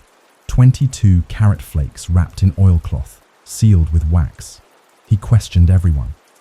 No one admitted to burying it, but someone had. And the rumor spread like wildfire. "Someone's atoning," they whispered. "A thief with guilt? Or a message from the dead?" The graveyard became quiet again. The digging stopped, as if the gold had satisfied something older than greed. Later that year, during a drought that blistered the skin off the plains, the rains returned, briefly, but just long enough to save the crops. Folks said it was luck. Some said it was justice, paid in full. Elijah Crow never found the second grave robber. But sometimes, when he walked past the cemetery under a pale sky, he'd see small stones stacked neatly atop old markers. 3 stones, placed with care, like an apology or a thank you. He never disturbed them. So friends, if you think a sheriff's hardest job was chasing outlaws, think again. Sometimes it was guarding the dead, from the living and from themselves. In every town that lasts long enough to forget its own beginnings, there lingers a ghost, not always one that rattles chains or moans in the dark, but a presence, a name whispered when the wind gets strange, a story mothers won't speak, but children learn anyway. In Tumble Creek, that ghost was known as the Painted Lady. No one could quite agree on who she'd been in life. Some said she was a dancer from New Orleans, draped in red silk and rumors. Others claimed she was a schoolteacher who died of heartbreak after her fiancé vanished in the war. There were even a few who swore she'd been a killer, hung for a crime she didn't commit, her name stricken from the records. But all agreed on one thing: she never left. It began, as ghost stories often do, with a mirror. Elijah Crow was shaving in the back of the jailhouse one autumn morning when he noticed something strange. His reflection blinked before he did. Just a moment's delay. A flicker, enough to make him pause, straight razor trembling in his grip. He stared hard, waited. Nothing. But later that day, Miss Lorna sent word. The girls say the upstairs parlour mirror is cracked, she told him. Not broken, just off. Shows things that aren't there. A woman, painted lips, white gloves. Elijah frowned. Anyone harmed? Not yet, she said. But one of the girls swears she heard singing in her sleep. He went to investigate. The mirror stood tall and proud, framed in gilded oak, likely imported from back east when the saloon had higher aspirations. It faced the dressing table, catching the soft amber of the evening lamp. Elijah stared into it, and for just a breath, no longer he saw her. Not behind him, not beside him. In the glass. A woman in crimson, lips painted the colour of heartbreak, eyes rimmed in shadow. She smiled, and then she was gone. That night, the saloon was quiet. Too quiet. Miss Lorna came again at midnight, this time pale, shaken. "Sheriff," she whispered. "The girls won't sleep. One of them says her mirror whispered her name." Elijah took no chances. He had the mirror covered with a sheet and moved to the storeroom. But the next morning, the sheet was torn, the mirror uncovered, and on the glass, a name written in dust. Camille. None of the girls were named Camille, but Elijah had heard that name before. He returned to the chapel archives, dusting off ledgers no one had opened in decades. There, beneath marriage licenses and death notices, he found a name. Camille Ruel. Died August 13, 1858. Occupation, seamstress, unconfirmed. Known alias, Belle Rouge. Burial site, unmarked. Cause of death, fall from third floor window, ruled accidental, except it wasn't. A second page, barely attached, added in different handwriting, may have jumped or pushed. Elijah felt the air grow still. The saloon only had 2 stories, but the old hotel that stood before it? 3. He spoke to Briggs, the gravedigger, one of the oldest men in town. Briggs nodded slowly when Elijah said the name. "Pretty thing," he said. "Too pretty. Had suitors lined like wagons, but she picked the wrong man." "What happened to her?" Briggs shrugged. "No one really knows. She fell or was pushed. Folks were too afraid to ask too many questions." "Why?" "Because the man she loved wore a badge." Elijah blinked. "A sheriff?" Briggs nodded. "One of the first." Elijah spent the next week in quiet unease. Doors creaked more often. The bell in the chapel rang twice, though no one pulled the rope. And the jailhouse mirror, one he hadn't looked at twice in years, began fogging from the inside. And then one night, she came to him, not in a dream, not in reflection, but in the doorway. The room was cold, the lanterns dimmed, and there she stood, painted lips, white gloves, crimson gown, eyes like wilted violets. "Sheriff," she whispered, voice like falling lace. "You carry his name." Elijah's heart froze. "My name's Crow." She stepped closer. "But your badge was his." She reached for his chest. He stepped back instinctively. "Why now?" he asked, voice thin. "I waited," she said, smile fading. "Waited for a sheriff who wouldn't run." And then she vanished. The next morning, Elijah removed the badge. He held it to the light. Saw, for the first time, a small inscription on the inside curve of the pin. C.R. Camille Ruel, and the man who'd worn it before him. Sheriff Charles Rusk hung himself in his own jail 5 days after Camille's death. The badge had passed hands since, but somehow it always returned to the office, always reworn, always polished anew, and now it was his. Elijah returned to the chapel. He brought a stone, carved it himself. Camille Ruel, loved, lost, unforgotten. He placed it near the willow, just beside the hill where wildflowers grew untamed.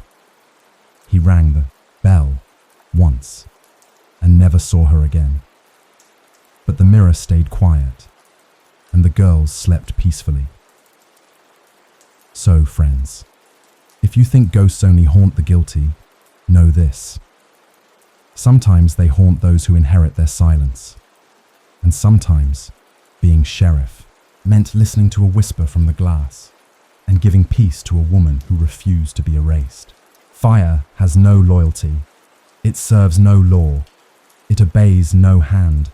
It does not remember who lit it, only what it touches. In Tumble Creek, they learned this the hard way. The summer of '72 came hotter than any before. The sky cracked dry by June, the wells already gasping. Even the cactus thinned its bloom, curling back into the dust. Wind kicked up more often than clouds did, and the whole valley smelled of dry pine and warning. Sheriff Elijah Crow knew that danger didn't always arrive on horseback. Sometimes it blew in with the wind, and sometimes it flickered to life under a careless match. And out at Miller's Bend, someone struck that match. Miller's Bend was a small settlement, just beyond the ridge east of Tumble Creek. A cluster of 3 homesteads, a shared barn, and one small wooden chapel too warped to stand straight. They kept to themselves mostly, but every so often, one of the Millers rode into town to trade. Good people, proud, not troublemakers. That's why it shocked everyone when the smoke rose from the hills just before dusk, thick, black, churning like it carried names. Elijah saw it first from the jailhouse porch. He rose without speaking, mounted his horse, and rode hard toward the source. When he arrived, the chapel was already gone. Flames had devoured the barn. 2 houses were untouched, but only because the wind had changed direction. The 3rd house was ash, and standing at the edge of it all, bathed in soot and shaking with rage, was Calhoun Miller. They did this, he rasped. They set it, burned it all. Elijah dismounted. Who? Calhoun didn't hesitate. Red Wexley and his kin. Red Wexley was a cattleman, known more for his fists than his cattle. He lived 4 miles west, just on the edge of where the Miller property met wild land. The 2 families had argued over a stretch of creek the year before. Since then, tensions simmered, but never like this. Elijah didn't rush to judgment. He walked the ashes, listened to the wind. The fire had started in 3 places, spread quick, too fast to be natural. But there were no tracks, no signs of lanterns, no witnesses, only Calhoun's grief, and a charred doll beneath a collapsed beam. Back in town, word spread like the flames had. Wexley did it, they said. He always hated the Millers. About time someone paid him back, Elijah warned them. No proof, no arrest, not yet. But justice in the West didn't wait for trials. It waited for torches. 2 nights later, Red Wexley's barn burned to the ground. He escaped with his life. Barely. When Elijah arrived, the man was bleeding from a cut above the eye, pistol still, hot in his hand. They came at night, Red growled. Woke to the smell of smoke. I ain't burned nothing, but they'll hang me anyway, won't they? Elijah looked at him a long time. You didn't start this. No, Red spat, but I'll damn well finish it if no one else will.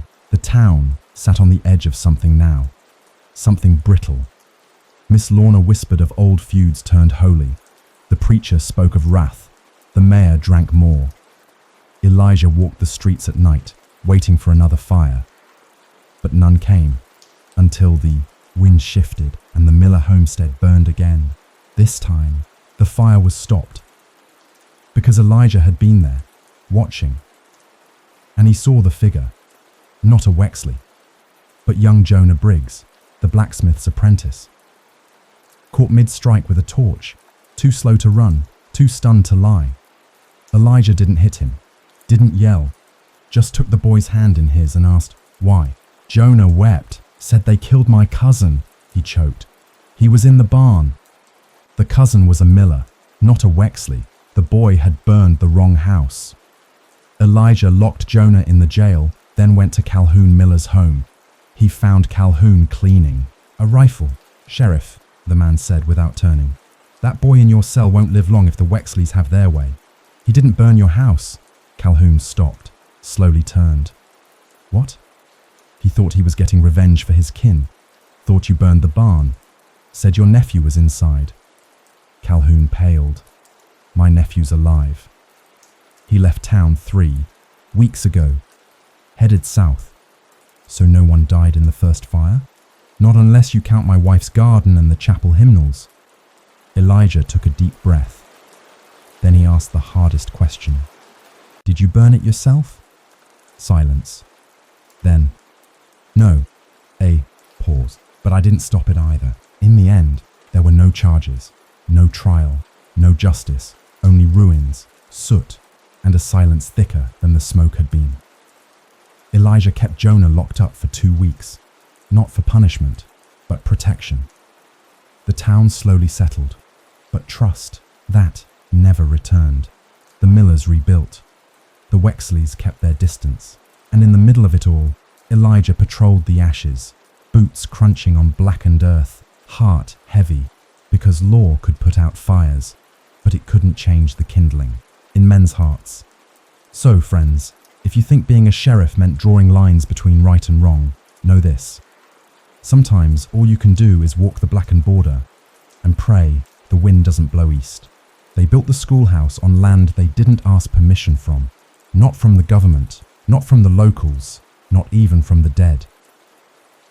It was quick work, the summer of 1867, one of those urgent builds that spring up when settlers multiply and someone remembers that children must be taught. 12 men and 3 women nailed up beams, painted a blackboard, and raised a little bell in the tower. By fall, it was full of desks and dreams. But some lands remember what's beneath them, and some lessons refuse to stay buried. It began with a smell, faint at first, like copper and rot. Mrs. Hart, the schoolmarm, thought it was a dead animal. She ordered the boys to check under the floorboards, but they found nothing. The smell came and went, sometimes stronger, sometimes not. Then the chalk started breaking, snapping in the middle of lessons. No hands near them, just clean, sharp snaps, like something unseen was tired of listening. Children complained of cold feet despite the desert heat. One girl fainted during a recitation. When she came to, she whispered, "He said I was sitting in his spot." No one asked who he was. No one wanted to know. Sheriff Elijah Crow heard about it from Miss Lorna, who ran the general store and knew every child's cough before their mother did. "Elijah," she said, folding her hands. "There's something wrong at the schoolhouse." He sighed. "Ghost stories again." But her eyes didn't waver. No stories, just fear, the kind that curls behind your ribs. So he went. The building looked the same as always, whitewashed, a bit sun-faded, windows smudged with chalk dust. But as soon as Elijah stepped inside, he felt it. Cold. Not winter cold, not desert morning chill, a presence. Still, but watchful.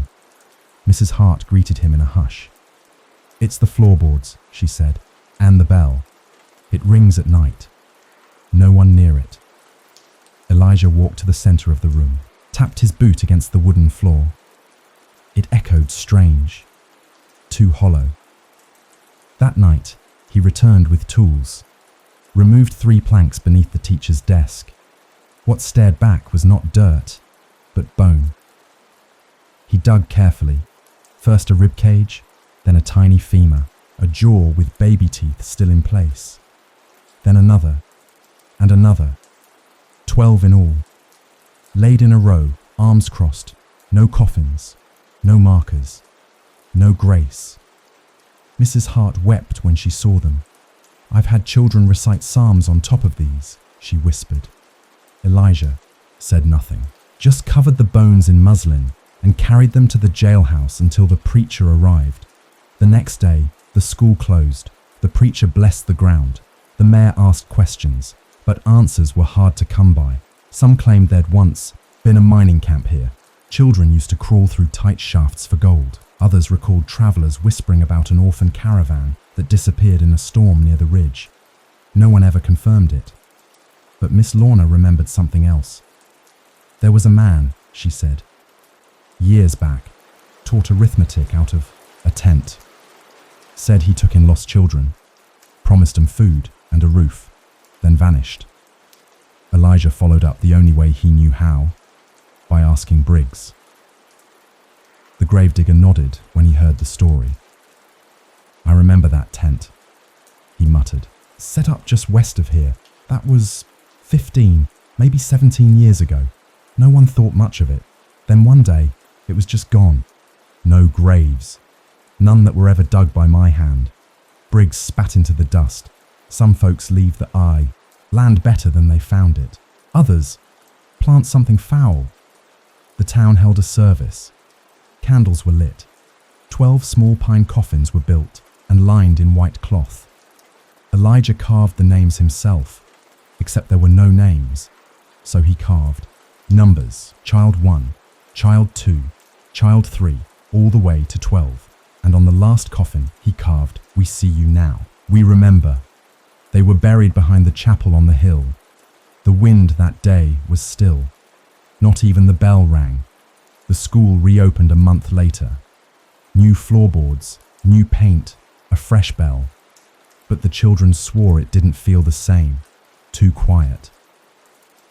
One girl said she dreamed of a boy who stood at the blackboard and asked to be called on. Another said she heard the chalk scratching at night. Mrs. Hart kept a candle lit by her desk now. Every day, Elijah asked why.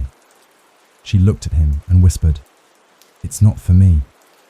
Years passed. The chalkboard was replaced. The desks were swapped out. But the floor beneath the teacher's desk always creaked just a little louder than the rest. No matter how often it was repaired. And once, when a storm swept in, lightning struck the bell tower. It rang 12 times. Exactly 12. Elijah never forgot those bones. He carried their memory like a ledger with no closing line. He added their numbers to his report books, wrote their stories between arrests and supply orders, because even if the law couldn't name them, someone had to. So friends, if you think the worst a sheriff might face is violence and sin, think again. Sometimes the worst is discovering what was never spoken aloud and having to answer the question no one dares ask. Why didn't anyone look sooner? There was something about gamblers that made men nervous. Maybe it was the way they smiled with only half their face, or the way they sat at a table like they owned the outcome before the cards had even been dealt. But in Tumble Creek, gamblers were watched, tolerated, but never trusted. And yet, when Nolan Vex came to town, he didn't walk like a gambler. He walked like a man who'd been running for a long time and had finally decided to stop. Vex arrived on a Wednesday. He stepped off a dust-covered stagecoach at noon, wearing a charcoal coat that caught the light like silk and boots so clean they must have been polished during the ride. A hat tilted low over one eye and a silver watch chain that flickered like moonlight against shadow. He carried no baggage, only a slim wooden case under one arm. No one knew where he came from, but within an hour he was at Miss Lorna's saloon. By sundown, he was holding court at the poker table. Sheriff Elijah Crow didn't usually pay much attention to card games. He had bigger problems to mind: land feuds, missing cattle, ghosts in the schoolhouse. But word spread quickly in a town that liked its stories sharp. "Never seen hands like his," one man whispered. "He draws luck like water," said another. By the third night, men were leaving the table with empty pockets and hollow eyes. One man gave up his rifle, another his boots. The schoolteacher bet a gold locket and walked home barefoot, and Nolan Vex never lost. Elijah stopped by the saloon just after midnight on the fourth night. He didn't approach the table, just stood in the shadowed corner, watching. Vex played, with elegance, never rushed, never smug. His hands moved like water, smooth and exact. He spoke little, only to announce a bet or call a bluff. The room was silent, except for the shuffle of cards and the occasional groan of someone losing more than they could afford. And then, Vex looked up, straight at Elijah. He smiled. The next morning, Elijah found a coin on his desk. Silver, impossibly old, worn smooth on one side and on the other, etched so finely it looked burned in, the symbol of a spade, surrounded by thorny vines. No note, no explanation, just the coin. He locked it in the drawer. But that night, it was gone. That evening, a stranger arrived. A woman. She wore a black travelling coat, dusty at the hem. Her face was pale, her eyes sharp as frost. She carried no weapon, no bag, only a deck of cards tucked neatly into her breast pocket. She entered the saloon without a word and sat opposite Vex. "I've come to play," she said. He tipped his hat. "I've been waiting." The game began. Crowds gathered. They played in near silence, hand after hand. Neither blinked, neither spoke. But with each deal, Vex grew paler. His hands, once fluid, now trembled ever so slightly. The woman never looked away. It was clear to everyone in that room. This wasn't a game, it was a reckoning. After an hour, the pot held every coin, watch, ring, and knife from the players who had tried and failed to beat Nolan Vex. The woman reached into her coat, placed a small black token on the pile. No one knew what it was. Vex did. He stiffened. "This is your last hand," she said. He nodded. They played. Elijah would later say he didn't see what cards were dealt. No one did. The table went silent. The air felt thick, electric. And then Vex folded. Not his cards, his life. He slumped forward, eyes wide, the coin falling from his vest. The woman stood, took the token, and walked away. Not a soul stopped her. By the time Elijah reached the table, Nolan Vex was dead. No blood, no wound, just gone. They buried him at dawn. No marker, just dust and whispered prayers. But when Elijah returned to his office, the silver coin was back on his desk. Same spade, same thorns, and carved along the edge, a phrase he hadn't seen before. Every debt comes due. No one ever saw the woman again, and no one took Nolan Vex's place at the poker table. The saloon grew quieter, cards were shuffled less often, and in the drawer of the sheriff's desk, that coin stayed, until the wind howled too hard, and it disappeared. Again. Some say Vex made a deal, others say he was cursed. Elijah Crow didn't speculate. He only remembered that, in the end, the luckiest man in the West didn't die with a bullet. He died when the cards ran out. So, friends, if you think the sheriff's worst fear was a man with a gun, think again. Sometimes it was a man with a smile, a coin, and a final hand that fate refused to fold. Tumble Creek never had a town choir, but every morning, like clockwork, a single voice would ring out clear as a hymn. "Morning, Sheriff." It belonged to Tobias Finch, a boy of 12 who stood no taller than a saddle horn, but who carried himself like he'd already seen the frontier from end to end. Each day, just as the sun began to warm the roofs, he'd tip his hand-me-down hat and address Sheriff Elijah Crow with reverence in his voice and purpose in his step. He had a badge carved from wood, painted silver, and fastened to his vest with a rusted nail. To him it wasn't a toy, it was a promise. "Someday," he told Elijah, "I'll wear a real one." The sheriff always replied the same way. "Then you'd better learn how heavy they are." Tobias came from simple folk. His father was Tully Finch, a blacksmith whose hands had forgotten gentleness. His mother had died young, and Tobias bore that loss, not with tears, but with silence. He filled his time with errands, sweeping out the general store, helping the preacher carry hymnals, or scribbling wanted posters in the dirt with a stick. But above all else, he watched Elijah. Watched how he moved, listened to how he spoke, studied the way his coat shifted when he walked into a room, how people stood straighter or looked away. Not because they feared him, but because they respected him. Tobias didn't want fame, he wanted dignity. Then came the horse thief. A stranger, lean and hungry-eyed, rode into town one evening on a mare that didn't carry his brand.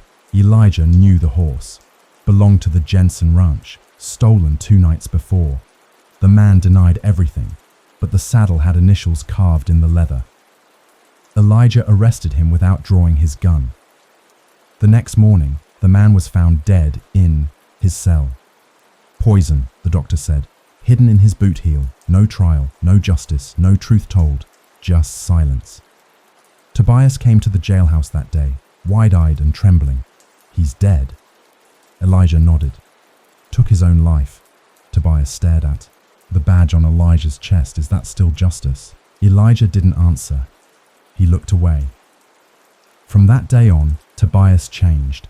He stopped calling out his morning greeting, stopped sweeping the porch, stopped carving his wooden badges. Instead, he began to ask questions. Does the law always win? Do you ever lie to protect someone? What happens when you know what's right, but doing it gets someone hurt? Elijah answered as best he could, but some questions stick like barbs, especially when they come from a boy who once believed the world could be clean. Then came the vigilantes. 3 men rode in from Dry Hollow, hunting a drifter accused of assaulting a young woman. They demanded Elijah hand him over. Elijah refused. No trial, no justice, he said. They waited, camped outside town, made it clear they'd return with more. That night, Elijah sent the drifter out undercover, eastward, with supplies and a head start. He never told anyone, but Tobias saw. He confronted the sheriff the next morning, voice tight with something older than anger. You let a man go. He'd have been killed without a word. And now he won't be judged at all. He'll answer one day, Elijah said. Just not to them. Tobias's jaw trembled. He looked down. I thought the badge meant something. It does, not anymore. Later that week, the sheriff's badge went missing. Elijah searched everywhere. He didn't accuse, he didn't need to. That evening, he found Tobias outside the chapel. The boy sat on the steps, holding the star-shaped badge in his lap. It's not broken, he said, but it feels broken. Elijah sat beside him, the old wood creaking beneath their weight. I wanted to believe, Tobias whispered, in rules, in fairness, in justice like in books. And now? The boy looked up. I still want to believe. Elijah nodded slowly. Then take this, he said, placing a different badge in the boy's hand. It was old. The first he'd ever worn. One tip bent, the metal dull and scraped. This one's earned its scars, Elijah said. Like you. Tobias wore it on a string beneath his shirt. Didn't show it off. Didn't talk about it. But it was always there. A weight on his chest. A reminder that belief wasn't something handed to you. It was something you kept hold of when it got heavy. Years later, when Elijah left Tumble Creek, Tobias took his place. He was too young, some said, but no one challenged him. He didn't wear the badge on his chest. He wore it over his heart. And when people asked what made a good lawman, he said, knowing how to listen, even when it hurts. So, friends, if you think a sheriff's badge is polished silver and shining truth, think again. Sometimes it's cracked, tarnished, passed from one pair of small trembling hands to another, and carried forward not because it's whole, but because someone still believes it should be. There are nights in dusty towns when the only sound you hear is your own breath. The night hangs low, thick and still, an ocean of emptiness where even the wind seems reluctant to pass through. That's the night Sheriff Tobias Finch learned a terrible lesson. The day had been ordinary. Tumble Creek's boardwalk bore the sun's wear and fringe of dust. The schoolhouse emptied by afternoon. Lanterns flicked to life by dusk, and families settled in with supper and song. No storms were brewing, no threats whispered on the wind, and yet, by the time Tobias stepped onto the jailhouse porch after dinner, something felt different. Even the horizon seemed hesitant, as if night itself was being stretched thin. He didn't light a lantern. He didn't cock his head. He just stood, hands pressing on the rail, star tucked beneath his coat, waiting. The mail coach was late. He'd expected it. slow horses, dry earth, road cracked like old skin. But still, he anticipated the lantern glow, the clip-clop across the bridge, the driver tipping his hat before handing over letters from home or the world beyond. It never came. By nightfall, the town shifted. Doors clicked shut, windows shuttered, not in fear, but in fatigue. Something had gone missing that day. The promise of connection, the promise of being seen, of replies coming. People went to bed early. Even the bar quieted before midnight. The stroke of 12, everything stopped. First, the lanterns along the boardwalk went dark, not blown out, but snuffed, extinguished from within, as though the oil itself had evaporated. Then the chapel bell rang once, slow, deep, a final toll before the silence. The breeze caught the rope. It swung unsettlingly, and then stilled. Tobias walked toward the sound. Each step made dust rise. Each breath tasted of midnight and oak splinters. By the time he reached the chapel door, it hung open, a yawning dark. He paused on the threshold. The interior lay empty. No candles, no hymnals, no wind. But the echoes of the bell still hummed in the stillness. He stepped outside. By the street, he found the saloon, door ajar, chairs fallen, cards scattered across the floor. Not robbed, just abandoned. Across the way, the schoolhouse's bell tower friend stood still. The belfry door open, rope swinging gently, though no one had rung it. He checked the jailhouse. Its door was open, cells empty. His own sheriff badge lay on the desk, cleansed, polished, almost glowing. It felt wrong.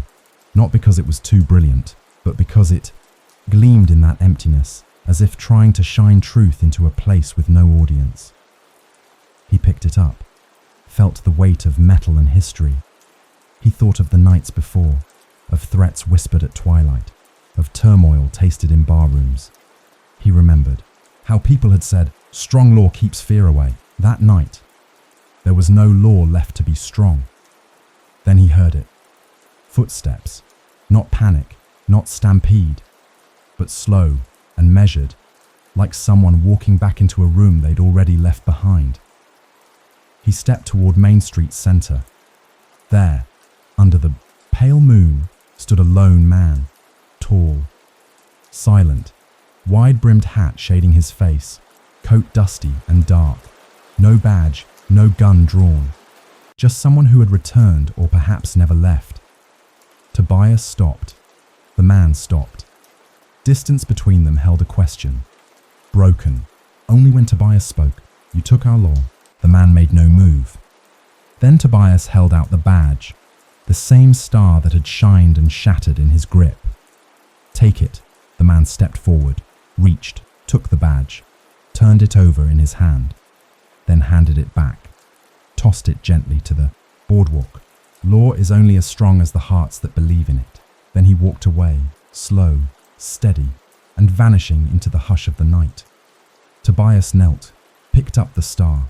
It was cool. He looked up. The man was gone. No footprints, no whisper, just the stillness. Dawn arrived slowly. When light came, the town shook back to life. Mrs. Hart unlocked the schoolhouse. Students giggled, copies of lessons open, their bell chiming twice at recess. Miss Lorna unlocked her doors, swept cards off the saloon floor, poured coffee before whiskey. The coach finally rattled in. Letters arrived. Small packets from mothers, orders from distant rail, news of storms and weddings. Tobias walked the boardwalk. He passed the chapel, never spoke of the bell or the man. When he reached the jailhouse, he placed the star on his desk, laid it there, not polished, not shining, just there. He locked the door. He stepped onto the porch with dust beneath his boots and sunrise warming his face. He tipped his hat in greeting to passing neighbours. He answered the cafe owner's nod. He took out his pen and wrote in the ledger again. Because law had returned. Not from guns, but from someone choosing to stand, to wait, and to remain when everyone else left. So, friends, if you believe the badge protects itself, think again. Sometimes justice isn't about strength. It's about staying when everything else fades and carrying on. Even when the stars go dark, not all endings come with fanfare. Some slip in soft, like dust through a window left open at dusk. Others ride in on quiet boots, worn from miles walked alone. And for Sheriff Tobias Finch, the end came like a lantern that burned a little slower. Each night. He had served Tumble Creek for 17 years. In that time, he had aged with the town. Not in body alone, but in spirit. The jailhouse had groaned under his weight and weather, the same way his knees now did. The street corners bore memories he didn't speak of, and every porch he passed seemed to whisper names of those who no longer sat upon them.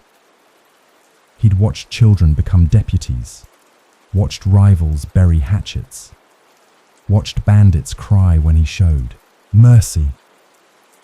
And he had watched the sun set behind the hills more times than he could count, each time knowing fewer would follow. That morning began like any other. He rose early, just before the sky blushed with pink. The town outside was still sleeping, but birds were waking. Coffee brewed over coals, thick and strong. He poured it into his tin cup, sat on the edge of his cot, and looked toward the badge hanging on the wall. Still crooked, still scratched, still his. A letter lay beside it. He'd written it a week before, to the next sheriff. In it, he had not written laws or instructions, only thoughts, memories, a list of names, and one sentence underlined at the bottom: keep your word. It matters more than your gun. He stepped out onto the porch. The street was calm. Sunlight had just begun to scatter down Main Street in golden threads. From her window, Miss Lorna waved her dish towel.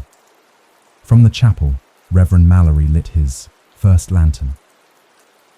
From the edge of town, Simon Holt emerged, already wearing the deputy star Tobias had once pinned on his own vest.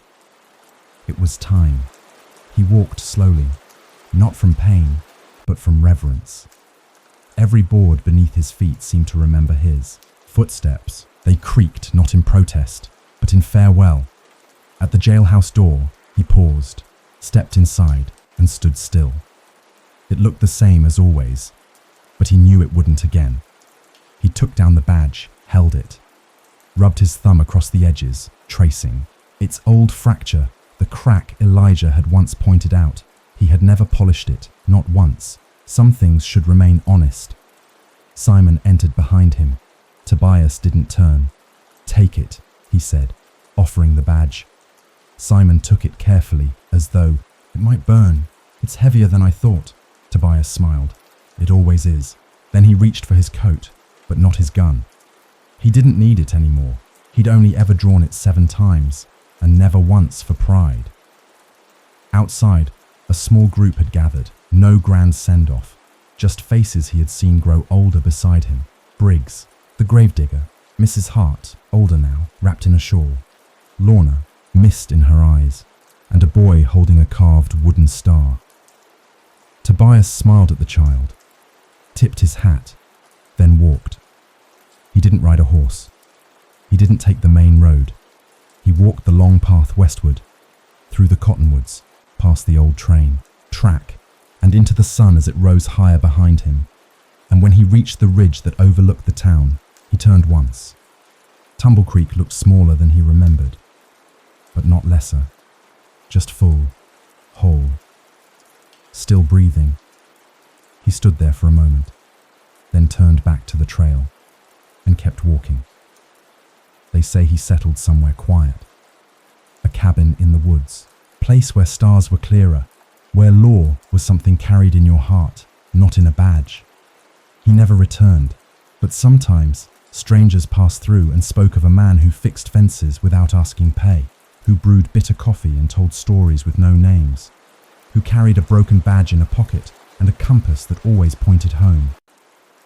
Back in Tumble Creek, the badge he left behind now hangs above the desk, encased in cedar, still unpolished, still cracked, but the plaque beneath reads, "The Last Light, Sheriff Tobias Finch, who stood when others sat, who stayed when others left, and who knew when to go." And some nights, when the wind carries just right, folks say they can hear the echo of boots on the boardwalk, slow, sure, fading into morning. So, friends, if you think being a sheriff was all glory and grit, remember this. It was also knowing when to step aside, when to let the silence speak, and when to let the next lantern be lit by another hand. This is where our story ends.